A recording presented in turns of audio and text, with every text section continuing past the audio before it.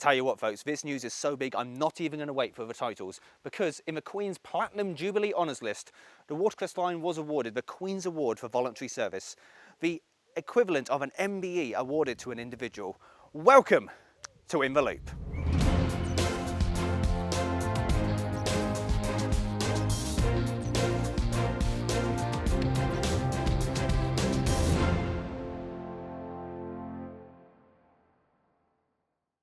Well, hello folks and welcome to In the Loop, and you may be wondering, what's all the hubbub about? What is this award?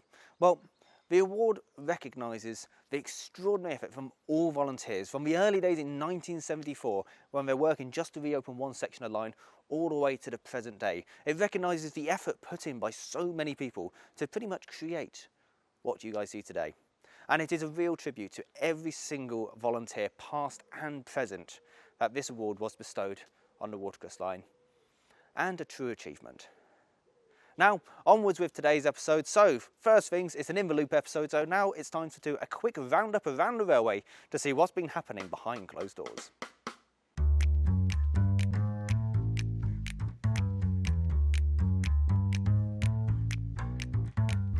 Well, starting off here at Alton, when you've been here, you may have noticed in the siding there's a wagon with what only can be described as a teepee on top of it. So what is it? Well, it's this. This is a Southern Railway dance hall brake van, which the wagon group here are currently doing a lot of work on the interior side. Now, the exact reason for this tent is so they can work on the roof. They've taken off all the tongue and groove, taken down the steelwork to its bare metal. When the new tongue and groove goes on, this will keep it dry before they can put the bitumen felt coating on top of it, which will make it waterproof.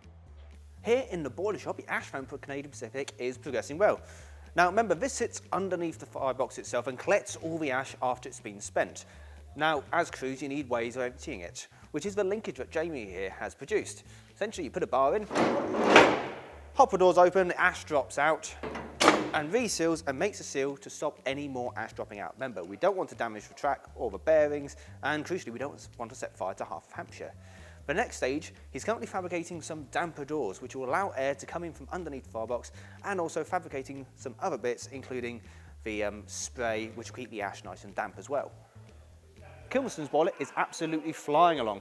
They're currently fitting the stays at the moment. The foundation ring will soon be riveted, and they're putting patch screws, which are these, and they join the two lap plates together. Now, these are patch screws. Essentially, you screw them in until the head snaps off, which is this bit here, and then with what's left over, you what they call tooling it in, it's a boilersmith term, which essentially tucks in the side, neatens it up, and crucially makes it steam tight. Now, at the front, you'll see that the tubes are in. Now, these are currently slotted into place. They need to be expanded, again, to make them steam and watertight. And after all of that is done, they'll be very close to doing the hydraulic test, which is where they pump this full of water to 1.5 times the boiler working pressure to make sure the boiler is structurally sound and steam and watertight. Now, with regards to 75079's tender, well, like Canadian Pacific, it's in two parts. The chassis is here, and the tender tank side, or the top end, is being fabricated off-site. And as you can see by the pictures, it is progressing extremely well and is nearing completion. So hopefully it won't be too long before we see it back here at Ropley and mounted on the frames. Now, the standard four we saw in here last time, the axle boxes have been white metalled and machined, and they're now going through the fitting process. Essentially, that involves covering the axle in what we call engineer's blue. We then lift the axle box onto it, roll it around a little bit, take it off and see where the points of contact are. Now, what they're aiming for is point of contact right at the top, so that's where the blue should be. If the blue appears anywhere else, well, that's a peak and that's not good. So what they'll do, they'll take it off, scrape it, put it back on, fit it again, and essentially it's trial and error. Looking ahead, in a few weeks' time, we'll have our diesel gala, where we hand over the lines to these magnificent beasts. Now, we've got a few visitors joining and, of course, our fantastic home fleet. So, to keep track of everything that's happening and updates about the event, visit watercressline.co.uk for more information or follow the event groups on Facebook. And if you are down tomorrow, so Saturday the 25th of June, we're offering free workshop tours, so you get a guided tour around here and see just what happens behind closed doors. Now, with regards to standard travel, the timetable from the 1st of July is changing, so this will provide a more regular service from Alton and Alresford. For more details on that, visit watercressline.co.uk, where there'll be more information posted. While in the kitchen car now, what a transformation from the last time we saw. As you can see, most of the plastic's on. Someone's going to get a fantastically satisfying job of peeling off all of this.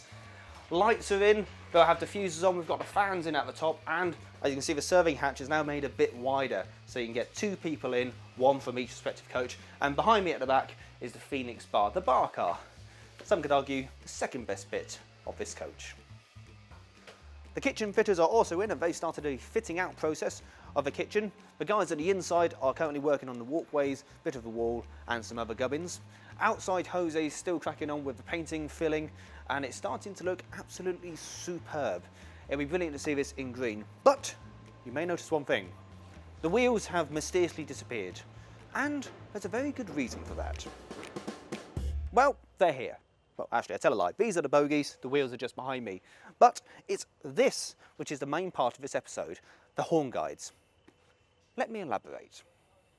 Now, to show you what I'm actually talking about, here's one of the old bogies which hasn't been worked on yet.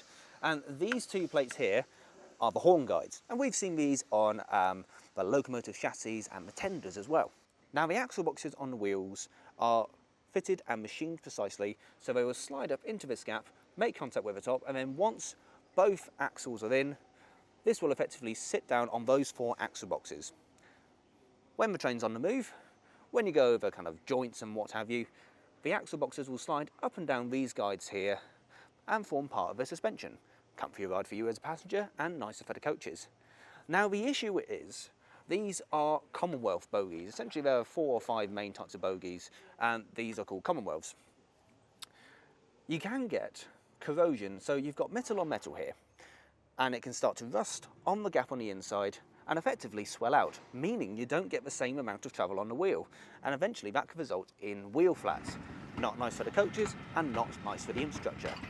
Now the old fix was take these horn guide plates off, chuck them away, clean off the faces on the insides here, and put some new plates on, send the coach on its merry way. Which frankly was expensive and wasteful for materials, because the issue isn't actually anything to do with these. The issue is behind. So the guys here at Ropley are trying something a little bit new.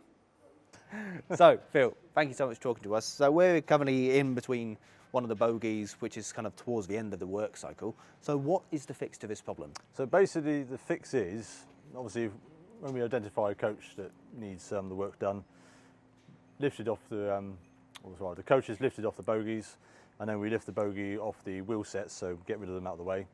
That gives us access to the horn guides themselves. The plates are then removed and assessed. We'll either recondition them or replace them if they're too badly worn, and cleaned up as well. And we'll then offer them up to the pedestals using a jig, so they're all lined up into tolerance, and jacked out hard against the pedestals and then welded in place. In theory, then when the jack is removed, they'll obviously stay in place, and then that will give us the correct tolerance on the axle box. And then hopefully, when these are all lowered onto their wheel sets again, they should all drop nice and smoothly, and then give smooth running in the future. So on the line of a corrosion issue, was it just a case of it was metal on metal and that was naturally corrosive? Oh, correct, yeah. So they never used to paint them when these were built. So the axle box, or the horn guide rather, was basically just welded onto plain metal. All the dust and the water over the years all gets in behind the plates, and once it's in there, you can't stop it. It just blows out the horn guides.